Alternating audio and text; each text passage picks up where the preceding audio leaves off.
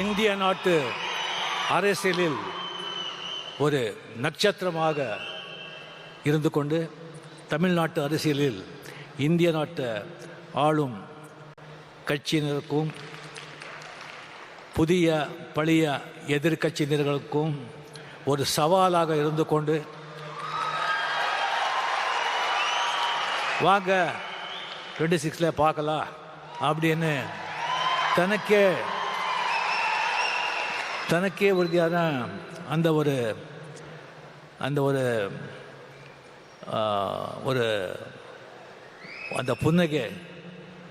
புன்னகையுடன் செயல்பட்டு கொண்டிருக்கும் சிஎம் அவர்களுக்கு மதிப்புரிய என்னுடைய நண்பர் தமிழக முதலமைச்சர் மு.க. ஸ்டாலின் அவர்களுக்கு என்னுடைய முதற்கண் வணக்கத்தை தெரிவித்துக் கொண்டு, இசையமைப்பாளர் இளையராஜாவுக்கு நடத்தப்பட்ட பாராட்டு விழாவில் ரஜினி பேசியிருக்கக்கூடிய பேச்சு பெரும் பரபரப்பையே ஏற்படுத்தி இருக்கிறது. தொடர்ந்து வழங்குவதற்காக நம்முடன் அரசியல் பிரிவு ஆசிரியர் ஹரிஹரன் இணைந்திருக்கிறார். Over to you Hariharan. புதிய பழைய எதிர்கட்சிகள் இருக்கும் முதலமைச்சர் என்று சூப்பர் ஸ்டார் ரஜினிகாந்த் பேசியிருக்கிறார். 2026 யார் வந்தாலும் பார்த்து கொள்ளலாம் என அமர்ந்திருக்கும் முதலமைச்சர் என அவர் பேசியிருப்பது கவனம் பெறுகிறது. இந்த நிகழ்ச்சியில 2 உச்ச நட்சத்திரங்கள் முதலமைச்சரோடு இசைஞானியோடு பங்கு கொண்டது கவனம் பெற்றது. திரு கமலஹாசன் திமுக கூட்டணியிலேயே அங்கம் வகித்து ராஜ்யசபா உறுப்பினராக இருப்பவர். திரு ரஜினிகாந்த் அரசியலிலிருந்து விலகி எல்லோருக்கும் பொதுவான ஒரு மனிதனாக இருப்பவர். அவர் இந்த உரையை இந்த கருத்துல சொல்லி இருப்பது இயல்பாகவே எல்லாரையும் இந்த புதிய எதிர்கட்சி அப்படின்னு அவர் குறிப்பிடுவது திரு விஜயதானோ அப்படிங்கிற ஒரு எண்ணம் வரவழைக்கிறது. இது எப்படி பார்த்தாலும் அரசியல் உட்கருத்து பொதிந்திருக்கக்கூடிய உரையாக கருத்தாக பார்க்கப்படும். நம்முடைய திரு துக்ளக் ரமேஷ் அவர்கள் இணைந்திருக்கிறார். இங்க திரு ரஜினிகாந்த் அவர்களுடைய நண்பரும் கூட. சோ அவருடைய கருத்துக்கள், அவருடைய உட்கருத்துக்கள் எல்லாம் சப்டெக்ஸ்ட் எல்லாம் புரியக்கூடியவர். நீங்க திரு ரஜினிகாந்துடைய உரை, அவருடைய கருத்து திரு விஜயை குறிப்பதாக புரிந்து கொள்ளலாம். சூப்பர் ஸ்டார் மதிப்புக்குரிய திரு ரஜினி சார் அவர்கள் எந்த நிகழ்ச்சியில் கலந்து கொண்டாலும் அந்த நிகழ்ச்சியில் முழு கவனத்தையும் தன் பக்கம் ஈர்க்கக்கூடிய வகையில் பேசக்கூடியவர். குறிப்பாக தன் மனதில் பட்ட கருத்துக்களை வெளிப்படையாக பேசுபவர். அவர் ஒரு ஸ்கிரிப்டோடு எந்த நிகழ்ச்சிக்கும் போவதில்லை. அவருக்கு என்ன தோன்றுகிறதோ அதை வெளிப்படையாக பேசக்கூடியவர்.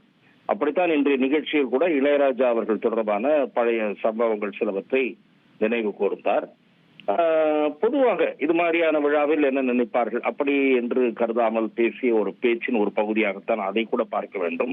பொதுவாக திட்டமிட்டு அவர் எதையும் பேசுவதில்லை. ஆனால் என்னை பொறுத்தவரை நான் கிட்டத்தட்ட ஒரு 1/4 நூற்றாண்டு காலமாக கவனித்து வருபவன் என்ற முறையிலே சொல்லுகிறேன். அவர் எந்த நிகழ்ச்சியில் பேசினாலும் அவர் தனித்துவமாக தன்னுடைய பேச்சை மனதிலிருந்து தோன்றுகிற கருத்துக்களை மளமளவென்று பேசுகிறவர். அவர் ரெடியாகியே வரமாட்டார். அந்த ஸ்பாட்ல தான் அவர் என்ன வருகிறதோ அதைத்தான் பேசுவார். அதே போல இன்றைய தினம் ஓபனிங் செய்யும் போது தன்னுடைய பேச்சை தொடங்கும் போது நம்முடைய முதலமைச்சர் அவர்களை பற்றி அவருடைய பெருமிதத்தோடு ஏதாவது சொல்ல வேண்டும் என்று நினைத்து அவர் மனதில் பட்டதை அவர் சொல்லி இருக்கிறார்.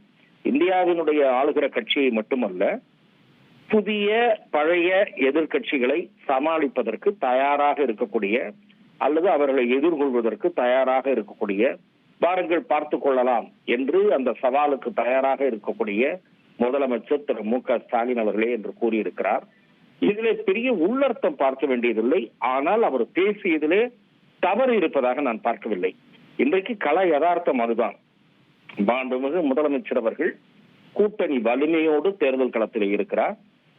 நீங்கள் கூறியதை போல, சரியாக கூறியதை போல, புதிய பழைய எதிர்கட்சிகள் என்று சொல்லும் போது அதிலே புதிய எதிர்கட்சியாக திரு விஜய் அவர்கள் உருவாகி இருக்கிறார் என்பது நம்மால் புரிந்து கொள்ளக்கூடிய ஒன்றுதான். ஆனால் அதிலே அவர் திரு சூப்பர் ஸ்டார் அவர்கள் எந்த உள்நோக்கத்தோடும் பேசவில்லை. களத்திலே அவர் அவர்களை எல்லாம் எதிர்கொள்வதற்கு தயாராக இருக்கிறார் என்றுதான் கூறியதாகத்தான் அதை நான் பார்க்கிறேன். திரு விஜய் அவர்கள் தமிழக அரசியலில் ஒரு கவனிக்கப்பட வேண்டிய சக்தியாக உருவாகி வருகிறார் என்பதும் என்னுடைய கருத்து இந்த நேரத்தில். அதே நேரத்தில் சூப்பர் ஸ்டார் ரஜினிகாந்த் அவர்களுக்கு இதுல உள்நோக்கம் இருக்கும் என்று நான் நினைக்கவில்லை. இதுல ஒரு சார்பு நிலைய திமுக தாவேக்கா அப்படின்னு விஜய் ஒரு நரேட்டிவ கட்டமைக்கிறார். திமுக எங்களுக்கு எதிரி இல்லை அப்படிங்குது. புதிய பழைய எதிர்கட்சிகளுக்கெல்லாம் அவர் சவாலா இருக்கிறார் அப்படிங்கும் போது இங்க ஒரு சார்பு நிலை எடுக்கிறார், ஒரு பார்ட்டிசன் ஸ்டாண்ட் எடுக்கிறார் அப்படின்னு புரிந்துக்கலாமா? அப்படிங்கிற அர்த்தம் எடுக்கக்கூடாது. பார்க்கவில்லை. தேர்தல் நேரத்திலோ அல்ல அதற்கு பின் முன்போ வேறு ஏதாவது இதை சார்ந்து வேறு ஏதாவது கருத்துக்களை சொன்னால்தான் நாம் அப்படி புரிந்து கொள்ள முடியும்.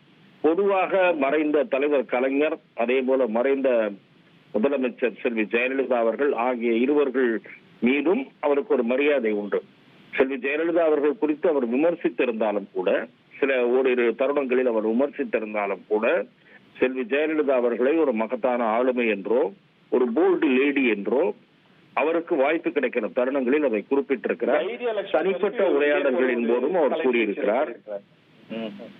தனிப்பட்ட உரையாடல்களின் போதும் அவருடைய உரையாடல்களின் போதும் அவர் ஒரு அரசியல் ஆளுமை, மிக அவருடைய போல்டுனஸ் சூப்பர் ஸ்டார் அவர்களுக்கு மிகவும் பிடித்தமான ஒன்று.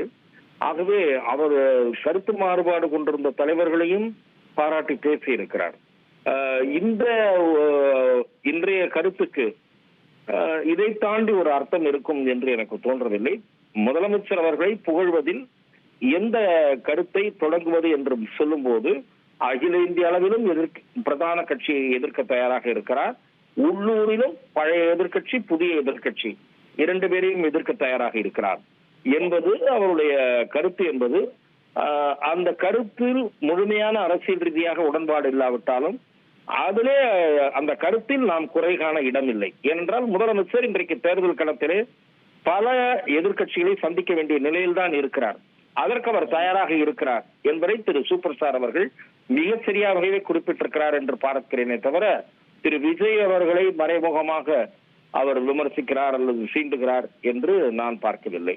அதே போல வேறொரு நிகழ்விலும் இன்னொரு நிகழ்விலும் அவர் குறிப்பிட்டால்தான் அப்படி நாம் பார்க்க வேண்டிய ஒரு பொருள் இருக்கும் என்று நான் நினைக்கிறேன். நன்றி திரு ரமேஷ். அதிமுக்கிய விவரங்களை அனைவருக்கும் புரிய வைக்கும் பாட்காஸ்ட். உலக அதிகம் தவிர்க்க முடியாத முதல் மக்கள் வளைகுடா நாடுகள் பிரான்சிஸுக்கு பிரியா சம்பவங்களை தேடி களத்திற்கே உங்களை அழைத்துச் செல்லும் ஸ்பாட்லைட். அங்க இருக்கக்கூடிய கள விவரங்கள் என்ன? அமலாக்கத்துறை கடந்த 5 வருஷமாவே சார் எனக்கு ரொம்ப பிடிக்கும் அவர் வர்றதுக்காக. எங்களுடைய நியாயமான கோரிக்கை. even at the cost of stopping பார்வையாளர்களையும் செய்திக்குள் பங்கெடுக்கச் செய்யும் மக்கள் குரல். 50 ரூபாய் எங்களுக்கு தண்ணிக்கு ஒரு தீர்வே இல்லங்க 10 வருஷமா. எங்களுக்கு சரியான ஒரு விடிவு கிடைக்கவில்லை. 60,000 ஏக்கருக்கு தான் கேக்குறோம். பிச்சை கேக்குறாங்க. புத்தம் புதிதாக வித்தியாசமாக ஹெலிகாப்டர்களின் உதவி என்ன படிக்கலாம்ன்றதுல பேரண்ட்ஸும் என்கரேஜ் பண்ணணும், ஸ்டூடெண்ட்ஸும் தேர்வு செஞ்சு.